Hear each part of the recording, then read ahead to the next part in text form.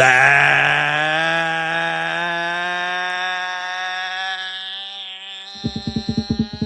right. Bear down, Bears fans. It's time for another edition of the Chicago Bears podcast, Bears Banter, powered by Second City Gridiron. Bill Zimmerman with you. And we are with you for the last in-season Bears Banter podcast. We will quickly pivot to the off-season podcast, probably as early as next week as we start looking ahead to the 2026 season and the Chicago Bears and how this team can look moving forward. Not going to do a lot of that today. In fact, I decided I don't want to do a guest today. You're just going to hear me babble for a while. We'll do the mailbag at the end of the show, but I just want to talk kind of about the game, some of the things surrounding this Rams loss, this Bears season. I didn't really want to have a guest on because if I have a guest on, right, if I have Brad Biggs, if I have Courtney Cronin on, my brain is going to start pivoting to 2026 and talk about which linebackers are coming back. Are they going to revamp the secondary? Oh, is the depth in the offensive line strong? Like, that's where my brain's going to go. That's what we're going to talk to beat writers about. And that's not this week. This week is about the Chicago Bears. This extraordinarily successful season for the Chicago Bears, the position they are in moving forward, and basically we'll get into the game with the Rams. We'll get into the loss. And again, this is going to be mostly positive. I've got a couple things that I need to discuss, but hey, let's talk about this. Let's start with the Rams game, and then we'll do big picture Chicago Bears. And the Rams game was a tough pill to swallow because in a lot of these games, like, you felt like the Bears pulled this out. The Packers wild card game, it didn't feel like the Bears had any business winning this game until they took control of that game the second half of the fourth quarter and started having the magic and doing what they do. This game against the Rams was within the Bears' reach all game long, whether they were leading or tied. They were, even trailing. They were never down, needing a giant comeback for this. They were in the game. The Rams did not play a crisp game. Matthew Stafford was not MVP caliber until that final drive where he made the throws he needed to make. That was tough. And that's why you don't give Matthew Stafford an opportunity like that, because he's going to hurt you. And the fact that they did avoid a Matthew Stafford scoring drive in overtime one time, you're not going to avoid that twice. So tip of the cap to Matthew Stafford and Sean McVay. I think Sean McVay made some mistakes. I think Ben Johnson made some mistakes. But overall, that is a very good Rams team. They are not playing their best football. They haven't for quite a few weeks now. And I think that's probably going to cost them a victory against Seattle unless they get back to where they were kind of in October and November when they were really humming. Since they had that loss where they blew the lead to the Seattle Seahawks in early mid-December, whenever that was, they have not been the same football team. And we saw that on Sunday evening. We saw they weren't the same football team. The Rams, when they were peaking, were the best team in the NFL. They are not the best team in the NFL. They are definitely not better than the Seattle Seahawks. And the fact that that's on in Seattle, I have a hard time seeing the LA Rams winning that one the way they played against the Chicago Bears. But in this one, the Chicago Bears just couldn't quite get enough. And I get it. I think there's some Bears fans out there that want to criticize Ben Johnson. He definitely got a little run heavy at times in the short yardage. That's where, to me, like, if I'm going to question Ben Johnson, and you have heard me all season long talking about that, I don't think I should really question Ben Johnson. And we'll talk about his offensive line decision here in a minute that I did question and I think proved to be inaccurate by me. But I don't question Ben Johnson too much because I think he does do stuff with purpose. He does do stuff with a plan to try and set things up for future games, future plays later in a particular game. But some of the short yardage calls, I think he went back to the same things over and over again. They weren't quite working. I think it's fair to question some of that stuff. I've made a conscious effort not to do that because I know how much more Ben Johnson knows about offensive play calling than I do. So I'm not going to pretend to be on the same level with Ben to try and question things. And for example, I question the Joe Thuney move out to left tackle because to me, what I thought you were doing, and again, we'll use Jordan McFadden as the guy that came in to play guard. You're taking a all-pro in Joe Thuney and making him a average left tackle. We saw Joe Thuney in Kansas City bump out to tackle. He did not play particularly well there. So my thought was, all right, you're going to put Joe Thuney at left tackle where he'll be okay, and then you're going to replace him at left guard with someone who's going to be okay. So now you have an okay left tackle and an okay left guard, rather than an all-pro stud Hall of Fame caliber left guard and a less than okay left tackle in Theo Benedict. Now, having Joe Thuney and Jordan McFadden next to each other, I thought was certainly going to hurt the run game. Theo Benedict and Joe Thuney was a much better combo there, but they Bears clearly had concerns about Theo Benedict being able to handle the Rams' edges. And Ben Johnson clearly wanted to make sure his passing game was going to work against the Rams. I'm guessing he expected the Rams to score points, and he thought he was going to have to counter and score a lot of points as well. And you don't usually do that if you run the ball 45 times and throw it 18, right? Like, you need to be able to pass the football. So I think against an explosive Rams offense, he thought he was going to have to go punch to punch with Sean McVay, and he needed a passing attack. And the best way to have that passing attack was to have Joe Thuney bump outside and have Jordan McFadden play left guard. And I questioned it. I put out a tweet. I said, I'm not here to I'll put my trust in this coaching staff because I believe it's an excellent coaching staff. But I don't know why you would want to make Joe Thuney a lesser player. Then we see Joe Thuney's basically not giving up any pressures, plays outstanding. And McFadden made a couple mistakes on run plays that I saw. I did not go back and watch the all 22. I'm just going based on what I saw on the broadcast. But I do think McFadden made a couple mistakes. But overall, McFadden played pretty well. We're certainly not pointing the finger at McFadden or Thuney not being good enough out at left tackle. I think that was the right decision. That gave Caleb Williams ample time in the pocket for most of his dropbacks. And that was the right move. So again, this is why I sit here and say, I'm not going to make a habit of questioning Ben Johnson because I think a lot of the times Ben Johnson makes the right call. Now, for example, and he got away with this mistake. Ben Johnson made a mistake on how he called timeouts in the end of the game, approaching the 2-minute warning. Things that Ben Johnson needs to, and I will question this one, and I am 100% confident about it. And he got away with it because Sean McVay also does not do a great job in these 2-minute situations. It's been like his bugaboo. Like when you talk about that, Sean McVay is a great coach, great this, great that. How he handles clock management at the end of games, how he protects leads, fourth quarter management is Sean McVay's biggest issue. And he had it here because this is what happened. When the Bears are trying to get the ball back with 2 minutes to go, Sean McVay, so Ben Johnson, instead of taking the timeout right away, lets the clock tick down before the at the end of the second down, before the third down play, and calls a timeout with 2:08 to go. Now, what that did was opened up the door on 3rd and 10 for the Rams to pass the football, 3rd and 9, whatever it was, for the Rams to pass the football. But Sean McVay decided to slam a running back into the middle of the line of scrimmage, and the Bears got away with it.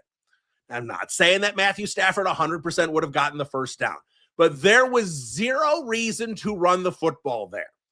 What Ben Johnson did, and I remember I think it was Jason Garrett, there was an issue in a Dallas Cowboys playoff game years ago. The same issue happened. The Cowboys screwed it up, but the opposing team passed because they got set up where they didn't have to worry about running the football because the clock was going to stop anyway with the 2-minute warning. So with 2:08 to go, the Rams were in a perfect position to pass on 3rd down to try and get the first down.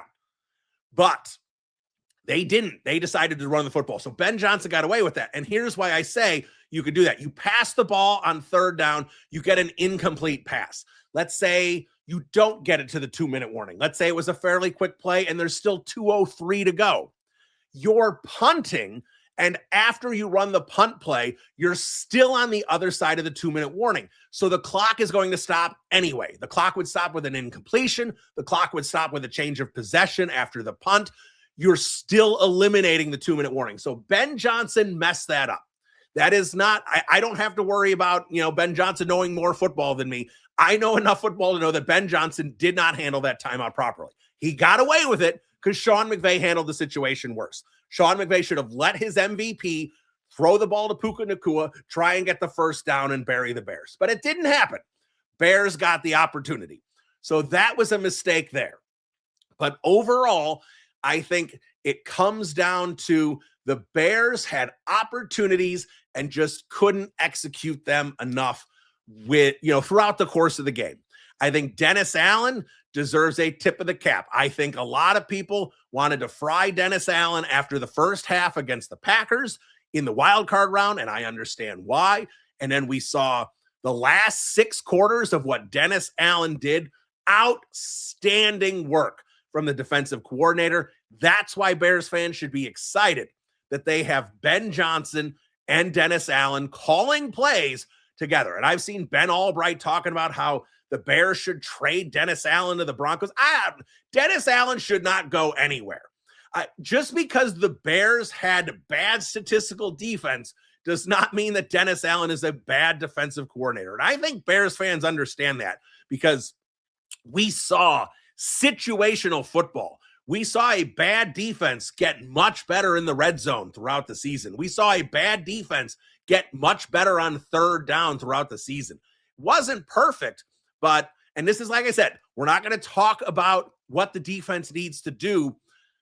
I think it's a lot, and I think it will be a lot, but we're going to talk about that on future episodes, not this episode, because I want to focus on this game and this season.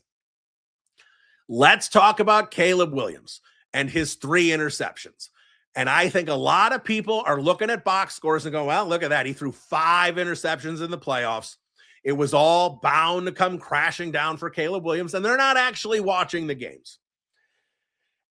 And when you want proof that they're not watching the games, all you have to do is search Caleb Williams lucky in your Twitter/X search bar.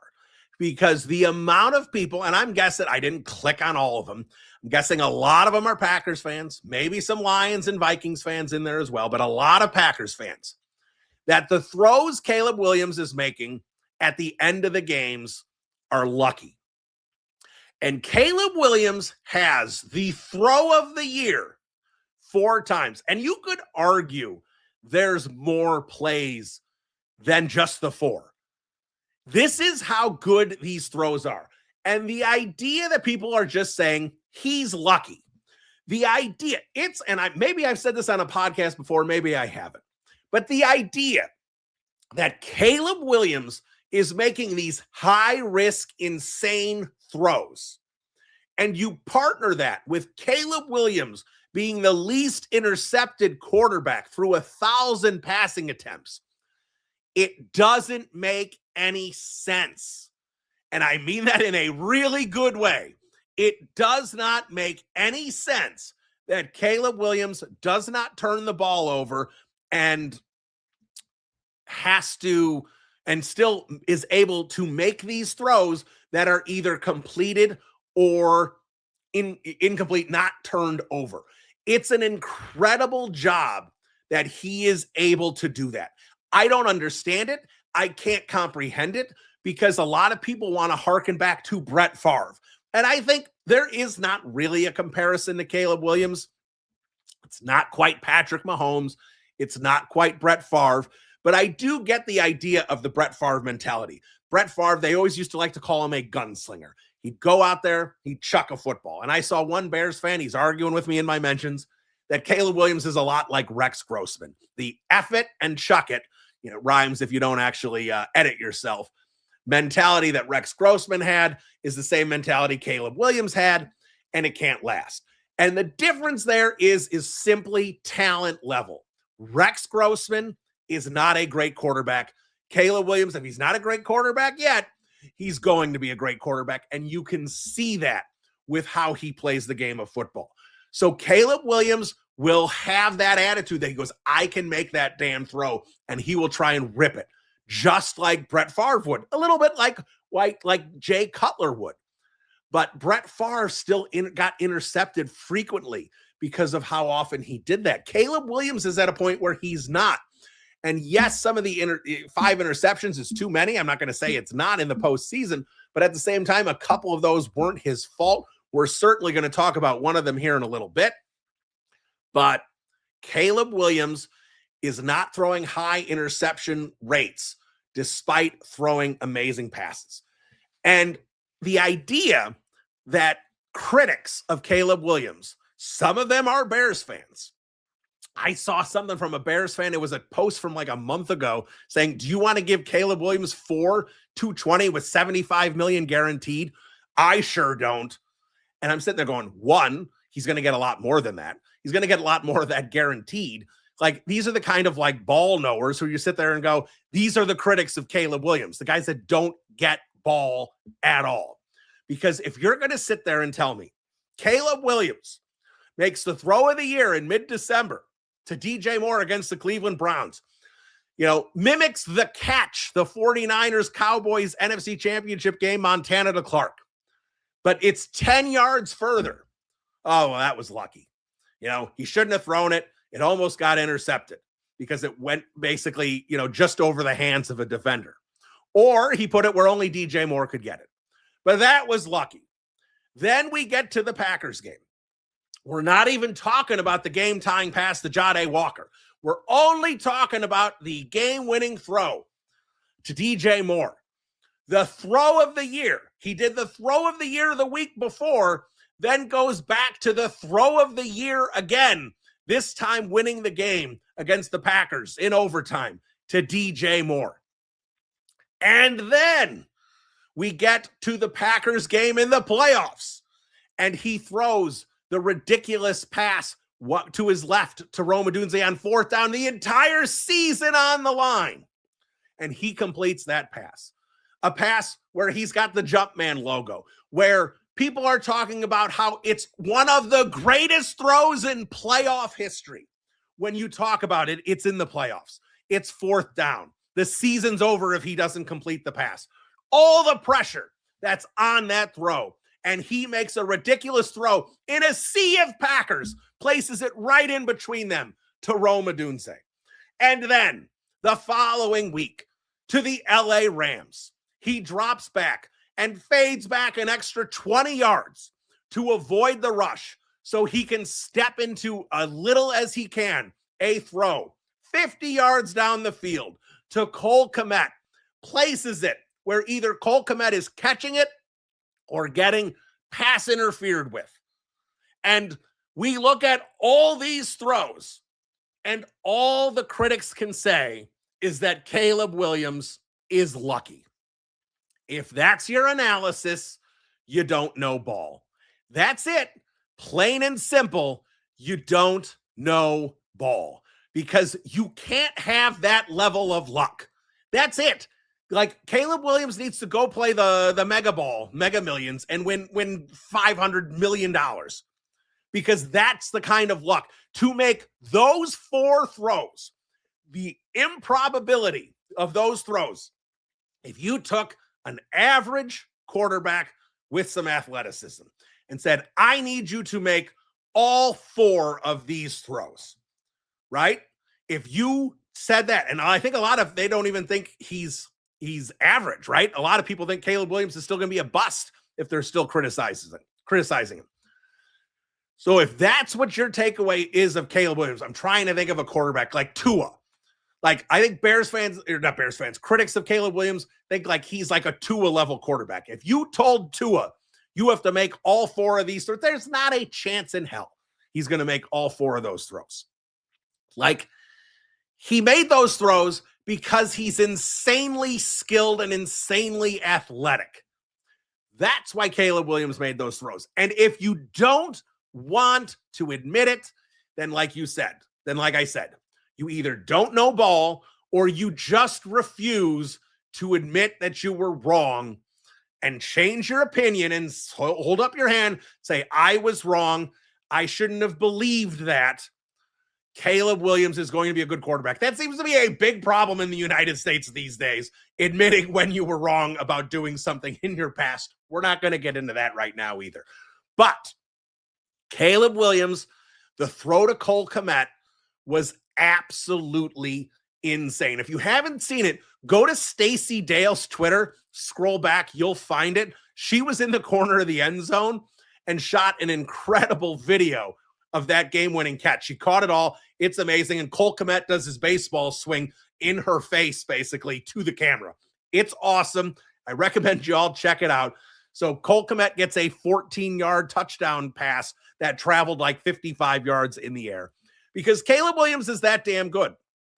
And Caleb Williams is going to be the Bears quarterback for the next 10 to 15 years, unless something drastically bad happens within the organization. And I just don't see that happening with Ben Johnson here, where there's some kind of fracture and he demands to be traded. I'm not saying that's going to happen, but I'm saying that's the only way Caleb Williams isn't going to be here for the next 10 to 15 years, because on skill level, talent level, his ability to execute Ben Johnson's offense, which was only year one, and it's going to get better in year two, Caleb Williams is here to stay.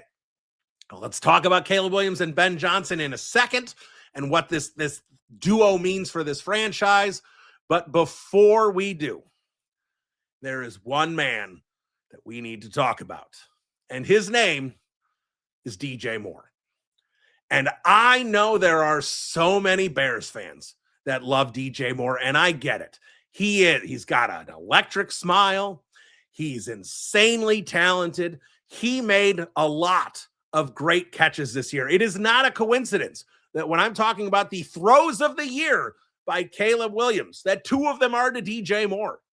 There's a reason. He's an excellent wide receiver. And when I say this, I am not arguing that he is not an excellent wide receiver. He is. He is a very good football player. But we are here again with DJ Moore. And I blasted him a lot after the 2024 season and during the 2024 season. And a lot of Bears fans said, I don't know what I'm talking about. Oh, he was hurt against Washington. He didn't walk off the field. Yes, he did. Caleb Williams was scrambling and he walked off the field. Oh, he knew he stepped out of bounds, so he was doing him. He did not jog out of bounds. He was not interested in the play. He walked off the field with his head down and sat on the bench while the play was going on.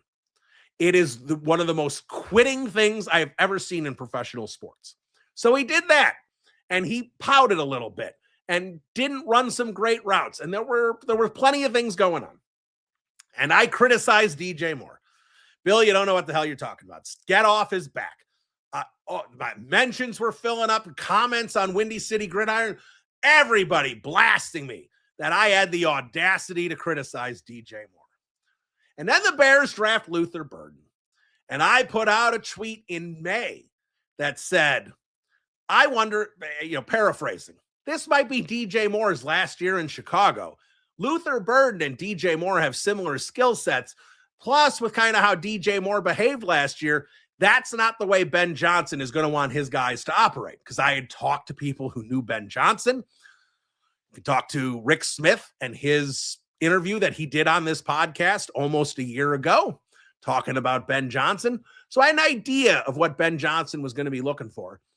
I didn't know if DJ Moore, he was going to have to really clean up his act for Ben Johnson to keep DJ Moore around for years to come.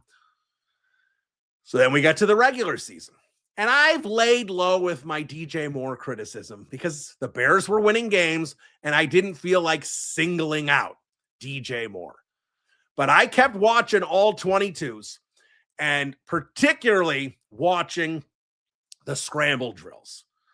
And I'm not saying it was 100% of the time, but the amount of times that DJ Moore failed to run scramble drill with Caleb Williams rolling out was way too high, which is why on a lot of scramble drills, Rome Odunze ended up getting the football. And if Rome Odunze didn't get the football, it was Olamide Zaccheaus. Now, Luther Burden wasn't getting a lot of those looks early on because he wasn't on the field as much, rookie, learning the playbook, yada, yada, yada. But scramble drills, they rarely went to DJ Moore because DJ Moore didn't do what he was supposed to do. He didn't come to the football. He didn't flow with the way Caleb Williams was rolling. He'd sit there. Even the, excuse me, even, I'm trying to think of what it was, which game it was where DJ Moore was standing in the corner of the end zone waving, and Caleb Williams was on the San Francisco game, the end of the 49ers game, where the pass fell incomplete and the Bears lost to the 49ers. Everyone's pointing to DJ Moore, who's standing in the corner, the opposite corner of the end zone, 50 yards away from Caleb Williams, who's at the 10-yard line, waving, going, you got to throw it to me, instead of coming back towards the football. He doesn't do it. I don't know why he doesn't do it. He does not do it as regularly as he should. So now we're here with DJ Moore, who I'm trying not to criticize because the Bears are winning football games and the vibes are great. And I'm sitting there going, what is this guy doing? What is this guy doing? What is this guy doing? Then he starts making some incredible catches and big plays for the Bears, and he's wearing the cheese grater hat. We're all loving DJ Moore, but there's still these underlying things with him, and I don't understand it. And then we get to the NFL divisional round of the playoffs, and we get to the final play of the Chicago Bears offense for the season. And it's a Caleb Williams interception. And it's a Caleb Williams interception because of DJ Moore. And I said it was 100% on DJ Moore, and people want to argue logistics. Oh, you can't blame it all on DJ. You want to say it's 90%, 95% if you don't want to say it's 100%. I'm going to say it the way I saw this, plain and simple. DJ Moore lost the Chicago Bears this football game. You could talk about any other issues that you may have had an issue with, that this player screwed up or that player screwed up or Ben Johnson should have done that. None of it matters. DJ Moore ended the Chicago Bears season with how he decided to run the final play of the Bears offense for the 2025 season. That's it. Plain and simple. And if you don't believe me, go look at, he doesn't know ball. Fine. Does Chase Daniel know ball? Does Dan Orlovsky know ball? Does Chris Collinsworth know ball? Does Kurt Warner know ball? Does Bobby Peters know ball? All these guys, QB school, all JT O'Sullivan, all these guys look at this play and go, DJ Moore F that whole thing up. Some of them were willing to challenge his effort. Some of them didn't want to challenge his effort. But either way, effort, I think, absolutely can be challenged. He did not run that route full, and he did not run it crisp, and he cut his route off and kind of ran a banana post instead of cutting it off. If you watch the play and you can go to Chase Daniel, I thought he did a really good job breaking it down, where he's supposed to be breaking that off and going more parallel to the line of scrimmage. There is a huge amount of green, so much green. The call that Ben Johnson made was perfect, because if he breaks off the route and runs parallel like he's supposed to, there's not a Packer within 10 yards of him in any direction. And Caleb Williams hits it, and he's going to be at maybe the 30 to the 35-yard line. He's going to gain a few more yards, and the Chicago Bears are in field goal range. And the way Cairo Santos has been playing, I don't see him missing a 47-yard field goal or a 44-yard field goal, even in the conditions. He has been nails. Tip of the cap to you, Cairo Santos. You've been criticized on this podcast. You've been criticized by Bears fans. Come October 1st of next year, if you're still the Bears kicker, you're going to miss a 53-yard field goal. It's going to fall short, and we're all going to be talking about how we need a new kicker, and Cairo Santos can't be a kicker in the current NFL because he doesn't have a big enough leg. And then we're going to get to December, and he's going to be nails on 48-yard field goals with swirling winds and negative 10-degree wind chills in Chicago, and all will be forgiven. And we're going to have the same route again with Cairo Santos, but he's been nails in these conditions the last few weeks. And there was no way he was missing that field goal. Bears win the game. They're in the NFC Championship game against the Seahawks. DJ Moore, whether it was effort, whether it was running the wrong route, whether it was a combination of both, he blew the game. And Caleb Williams covered for his ass in the press conference because that's what leaders do. And DJ Moore, when it was time to stand up to the media, and the media is a representation of you, the fans. They are the conduit to you, the fans. That's what the media's job is to do, is to tell you, the fans, what is going on with this team. They will try to be objective. Sometimes they'll try to be biased and homers. They all have different approaches as to how they're going to do it. But they are a conduit to you. They are your look into Hallis Hall. You can't go in the locker room and ask questions. They can. It is their job to get you the information so you know what is going on with your team that you follow closely 12 months a year. And they went in there to talk to DJ Moore and ask him what happened on that last play, and he had ran off and left. He did not have the fortitude to stand up there and tell the fans via the media what happened on that last play, because he knows he screwed up. And he knows that he blew this game for this entire team. So we can talk about how good of a player he is, and he is an excellent player. DJ Moore and whatever he's doing when he's not making the big plays, and I'll go all the way back to Ben Johnson in week 4 or 5, whatever it was, when he said, we need to take a firm look as to how it looks with certain players when the ball is not in their hands. It's not the exact quote, but that's basically what it was. And when you're talking about that, he didn't mention names, but he's clearly talking about offensive skill position players. And Cole Kmet was blocking his ass off, and Luther Burden wasn't on the field enough, and Olamide Zaccheaus, coach's best friend, Roma Dunze's doing blocking and doing the things he needs to do. Don't think he's talking about Deion. It was pretty damn clear he was talking about DJ Moore. And you saw DJ Moore's targets drop pretty much after that. They started coming up again towards the end of the year. So here we are with the highest paid player on the offense. And what does he decide to do but give you that on the most important play of the Bears season? Because at that point, every play was the most important play of the Bears season. It was overtime in the divisional round. It was running that play like it was OTAs. That's what we got from DJ Moore. So when I tell you in May that DJ Moore may not be a fit for this football team, and we got that all season long, and yes, we can marry it with all his great plays and say, well, he's great. But yes, but he's also all this. This is what we get.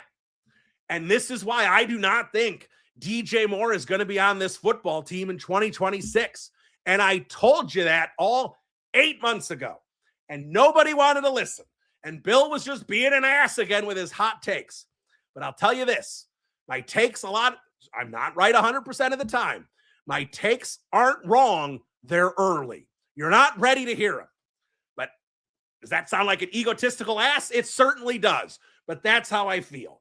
Because I say some things like this. It's no different than when I said in October of 2023, the Bears need to pivot off Justin Fields. He's not the guy. Caleb Williams is the guy they need. Everybody jumped on my ass then too. They're not wrong. They're early.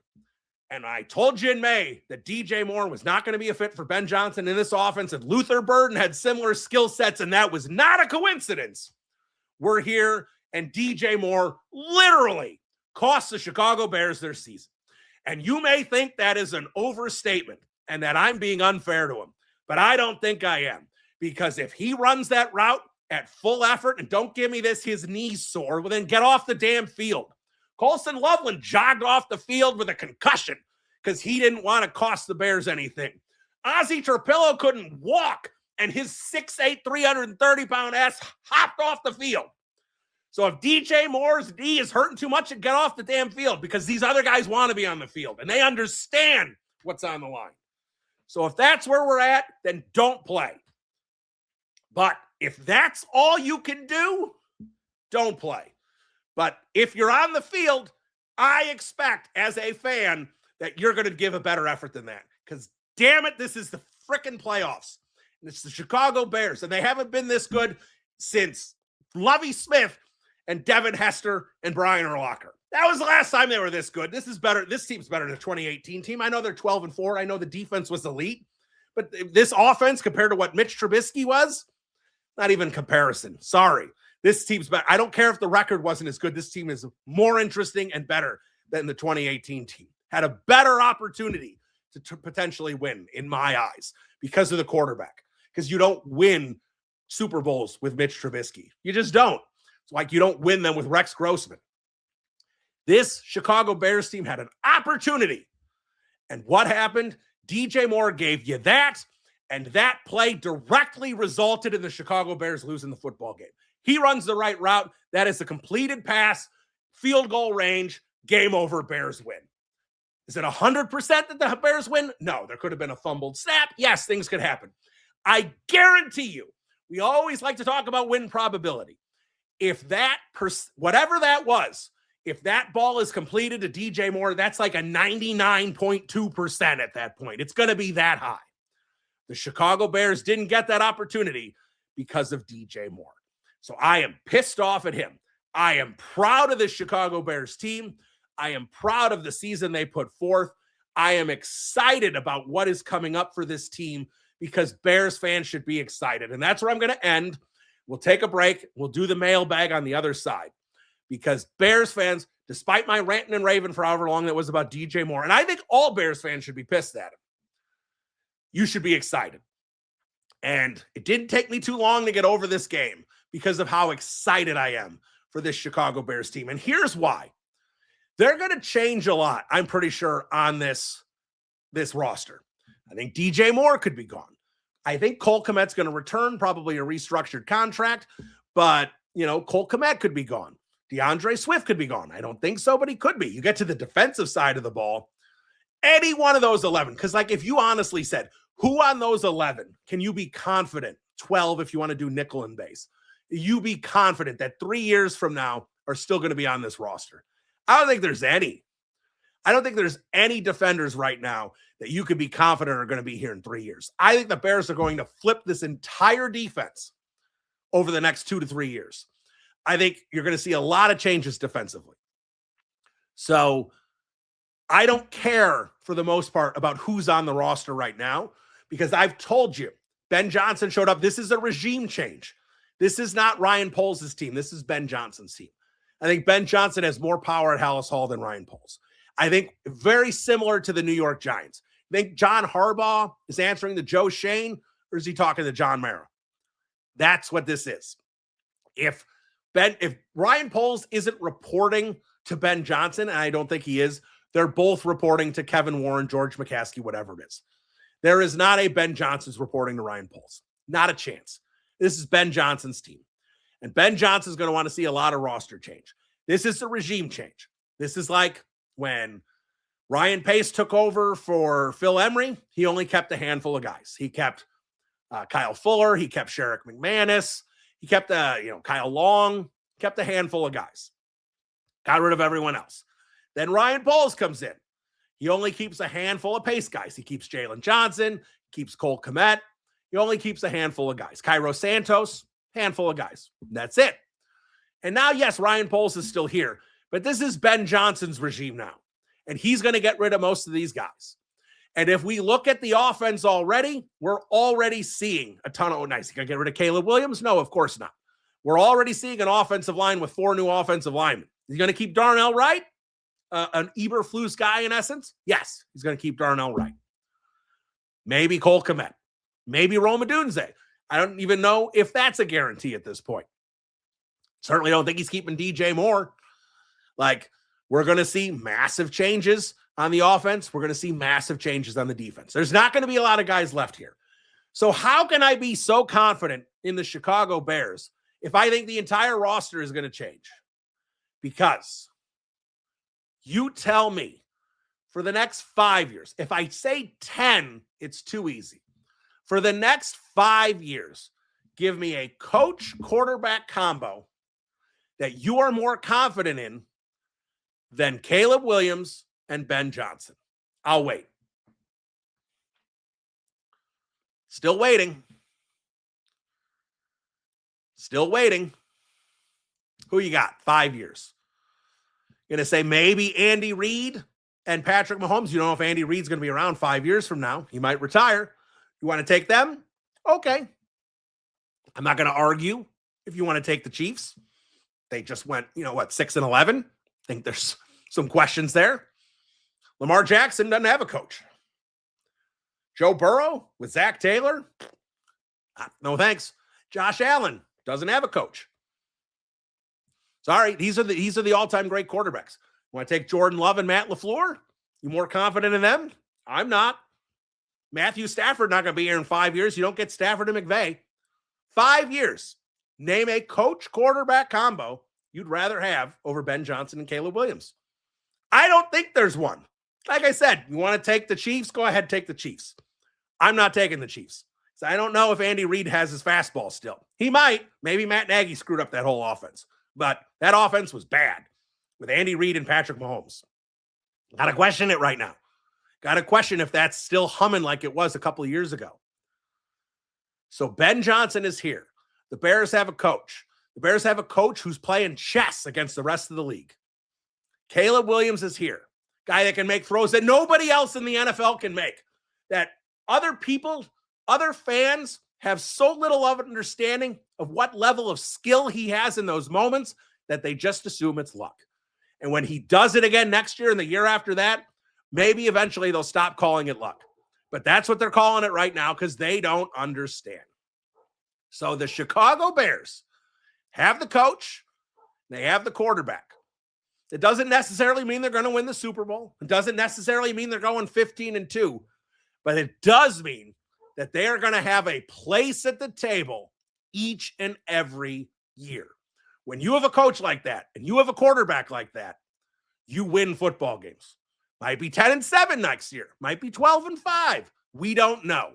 But what we do know is the Chicago Bears are going to be competitive because they have a coach and they have a quarterback, and you can make the argument that they have a better combination over a 5-year outlook than every other team in the NFL. We're going to take a break. We'll do the mailbag on the other side. This is Bill Zimmerman, Bears Banter. We'll be right back. Welcome back into the podcast. Let's get to the mailbag as we work to wrap up, like I said, the final in-season. It's technically postseason since the season ended a couple days ago, but in-season podcast for Bears Banter before we pivot fully to the off-season podcast where we will be talking draft, we will be talking free agency, we'll be talking all sorts of things. Draft going to be fascinating this year because the Chicago Bears have the 25th pick in the draft. Feels like they either don't have a first-round pick because they traded it away or a top 10 pick. It seems to be where they've been at for years and years. But right now, the 25th pick, I believe, is where the Bears are going to be picking next year. So let's get to the mailbag. Hey, we got one from @GridironBorn, our guy Jeff Burkus from Second City Gridiron. Speaking of pivot, how nice is it to have a capable center like Drew Dahlman anchor this offensive line moving forward? Feels like we haven't talked about him enough. JB, I am a big fan of what Drew Dahlman did this year. I was lukewarm on it. I didn't hate it. I didn't love it in the offseason. My thought on Dahlman was you're going to overpay him. He's not as good as his salary. And Dahlman, to be really effective, needs to have two very good guards next to him. He's not a guy that elevates on his own. He's a guy that gets elevated when there's good play around him. Well, JB, here's the thing. Was I right about that? We don't know because certainly Dahlman was great and had two tremendous guards next to him. I will actually say this. I was wrong about Jonah Jackson. I think I was right about Drew Dahlman. I think he's the player I think he was. I thought Jonah Jackson was going to be kind of the guy we kind of went, that one didn't really work out too well. Jonah Jackson was awesome this year. He was awesome next to Darnell Wright and Drew Dahlman. Joe Thuney, we knew was going to be awesome, and he certainly was. First team All-Pro. I can't say I watched guard tape from other teams, but I feel like Jonah Jackson could have been an all-pro. Maybe not first team, maybe it was second team. I think he played that well this year. He was tremendous all season. So when you have an all-pro first team on one side, a second team all-pro tackle, and a guy who I think maybe was third team all-pro, I know such a thing doesn't exist, but I think he was that good of a player at right guard. Certainly, Drew Dahlman is going to look really good in that as long as he does it well. And he did. He played very well. This is not me trying to take anything away from Drew Dahlman because the center position for Chicago has been so bad for so long. They have just not found a guy consistently to be there. If the Bears wanted to extend Drew Dahlman this year, I know it was a 3-year deal, probably not going to do that this year. They're probably going to wait until after next year, but I wouldn't have a problem with it if they wanted to tack on a couple years. I think he is a guy that is going to be, like you said, he's going to solidify the line. He's going to be a competent player. He's going to work well with Caleb Williams. Snaps were pretty good. They weren't perfect. I know he had a couple bad ones. Snaps were pretty good. We didn't really worry about those in shotgun all year. Exchanges were pretty good all year. Line calls were good all year.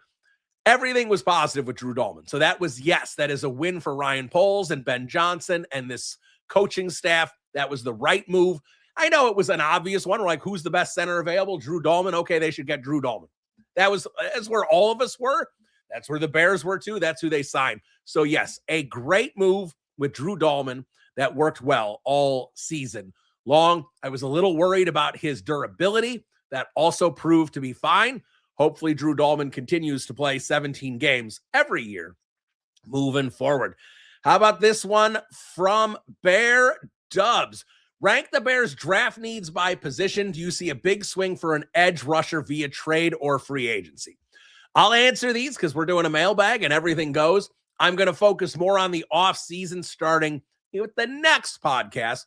But right now, draft needs by position. Like if you told me, and this kind of goes with draft needs, right? Like how, if the Bears don't make any trades and this is just, they have their selections that they have here, what do you want them to do? I'll tell you what I want them to do. With the first pick in the first round, and again, I understand things may not break this way.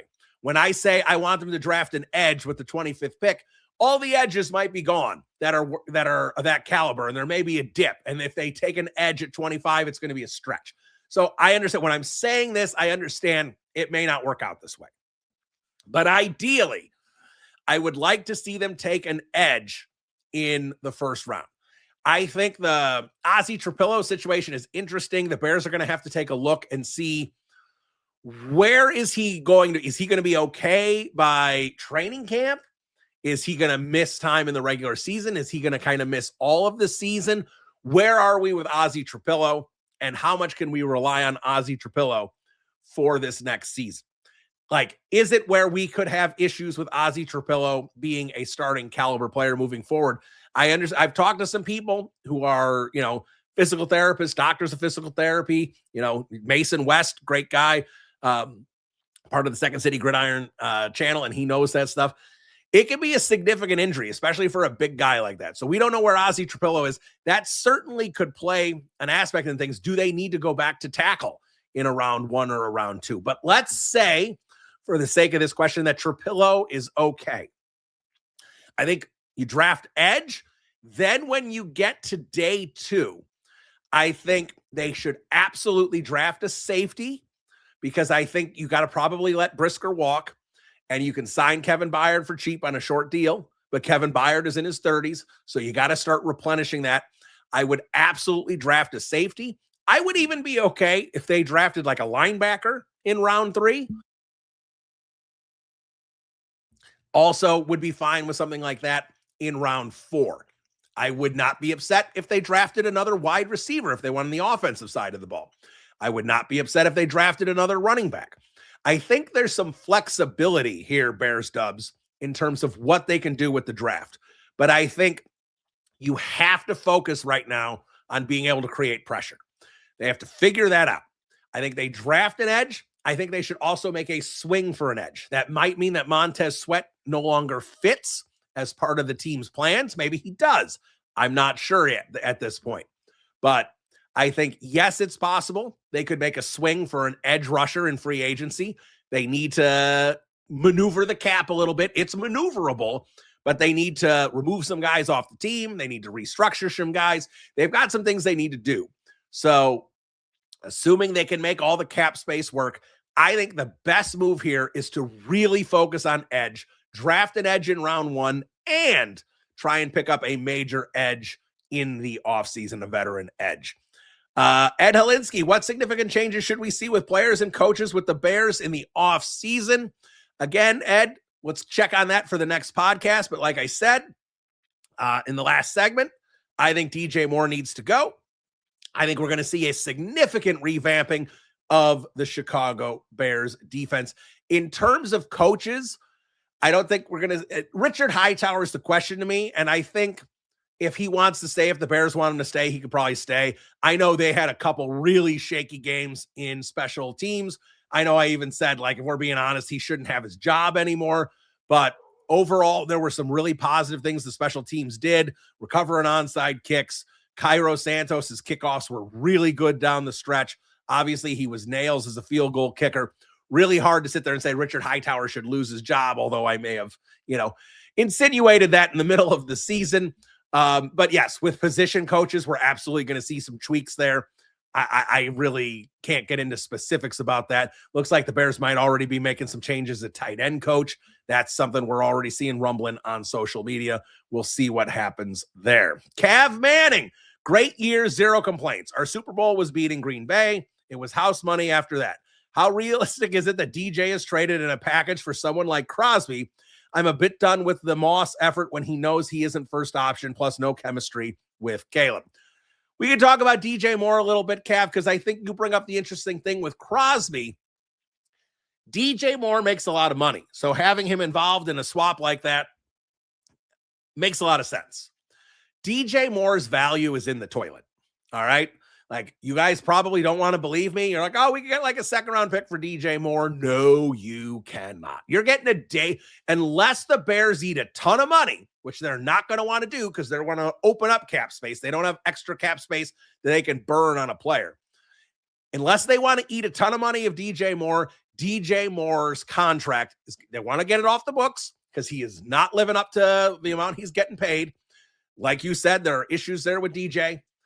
You're going to get like a 4th-round pick at best, maybe a 5th-round pick. You're not going to get much for DJ Moore. They're going to want to just kind of salary dump him and get what they can get. And that's going to be the end of it with DJ Moore. So can they trade him as a piece for Max Crosby? Yes. But it's not like if the price for Max Crosby is 2 1s and DJ Moore is a 2nd-round caliber pick, it's not like you're like, all right, we'll give you a 1st and a 3rd with DJ Moore for Max Crosby. Now again, I don't know what the price is going to be for Max Crosby. I'm saying 2 1s based on Sauce Gardner, based on Khalil Mack, and Sauce Gardner's not as good as Max, but I'm just saying he got 2. The Colts gave up 2 1s for a potentially elite cornerback when he plays how he can play. So if it's 2 1s, if you're putting in DJ Moore to soften the blow on 2 1s, maybe it's a 1 and a 2. It doesn't soften it too much. You're still going to look at a high price. I don't think DJ Moore is going to, get people's eyes to pop open and ears to perk up from other teams and go, oh, DJ Moore is available. I guarantee you 31 teams already expect DJ Moore to be available. Steve Jenks, which players should be expected to be better next year due to injury recovery and don't need to be replaced? Similarly, what players exceeded their abilities and are likely to regress and should be considered for replacement? All right, Steve, well, we can kind of go through this quickly. Again, I think Byard could potentially be what he was. Again, he'll probably regress a little because of his age, but I think you keep Byard around. Brisker, I don't think we're going to see Brisker around. Gordon, you would think if he can stay healthier, he'll be a much better player. Jalen Johnson, assuming he's back, you would assume healthier, he's going to be a much better player. Tyreek Stevenson kind of is what he is at this point. I don't know about the linebackers. TJ Edwards has a major injury. Tremaine Edmonds makes a lot of money. Obviously, Shamar Turner, you would hope you're going to get more out of Shamar Turner next year. You would hope he improves. Grady Jarrett's older. If he's back on the team next year, I don't know what you can expect out of him. Montez Sweat, I don't think we're looking at a regression or, a progression. I think it's kind of an as-is thing with Montez Sweat. Austin Booker hopefully takes another step and gets better. That's what you want to see out of someone like his caliber, that he keeps improving every year. Offensive line is mostly veterans, right? Ozzy Trapillo, you're going to have to see what kind of recovery he's going to have. You're going to have to talk to a medical expert. That's certainly not me. And even if Trapillo can get back on the field next year, how effective is he going to be? Is the knee injury going to continue to bother him? That's a big question, and certainly one we can't answer right now.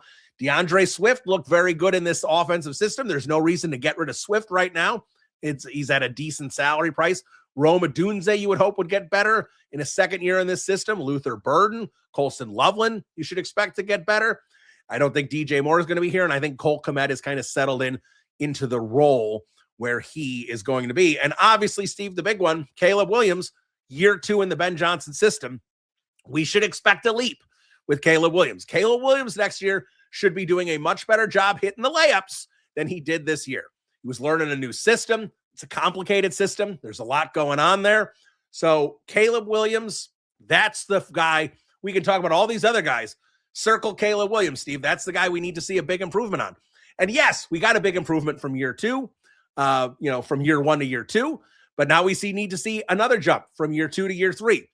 And if he makes that jump, you're talking about a guy, and I know it's just raw statistics, but based on where he was this year, you're talking about a guy, if he plays 17 games, should throw for 4,300 yards, should throw 35 touchdown passes, keep the interceptions. Maybe they creep up a little, but keep the interceptions fairly down. And he does something like that, he's going to be in contention for an MVP if the Bears win 11, 12, 13 games. So that's what we need to see from Caleb Williams. We need to see a big jump. Caleb Williams has a similar year that he has this year, then we could sit there and wonder, are we going to be dealing with an inconsistent quarterback who can play like a top 5 quarterback? Some may argue he's a top 10 quarterback. Some may argue he's not even a top 15 quarterback because of the inconsistencies. That's what we need to see with the improvement from Caleb Williams. Iron out those inconsistencies, and he should make a step into being solidly in the top 10 in terms of a quarterback next year. Tom Fenn, do Dennis Allen and Trey Hendrickson have any type of relationship for when DA was in New Orleans? If so, would that be the way to go to improve the pass rush in 2018? Or is there, or do you see a 2018 Mac type trade possible in the works? Like I said, Tom, I do think that edge is going to be a high priority for them. I do think they are going to try and bring in some kind of veteran. I think Trey Hendrickson is a possibility, but what is the price tag on Trey Hendrickson? Do you have to pay him $35 million a year? Because he was hurt a lot of this year, and he wasn't that good when he played. And I understand he held out. There was a whole whoop to do about that. This is a guy on the wrong side of 30. And he may go to a team next year and have 15 sacks to be awesome. I'm not saying he's toast, but what I am saying is you have to go into that one cautiously, because you do have a guy who may be falling off a cliff and may not be the same player anymore. But to answer your question, yes, Dennis Allen and him were there in New Orleans. They do have a relationship. And I would think if Trey Hendrickson hits free agency, which we all expect him to do, and he's looking for a new team, that the Chicago Bears, if they are interested, would be a team based on where they're at, based on Dennis Allen, that he would be very interested in coming to Chicago. Ron Reich, what do you see as the Bears' floor and ceiling for 2026? The floor, I don't see any reason why, and again, barring catastrophic injuries, right? Caleb Williams tears his ACL in week 2. Things change. So we're not talking about that. As the team is relatively healthy, the floor to me is 9 wins. Like, there's no reason why this team isn't going to have a winning record again. The schedule is going to be a little harder. They may reload the defense a little bit. Again, it's way too early. They trade for Max Crosby and land another huge fish, and this roster's loaded. We're going to be sitting there saying Super Bowl contenders. And they might be Super Bowl contenders right now.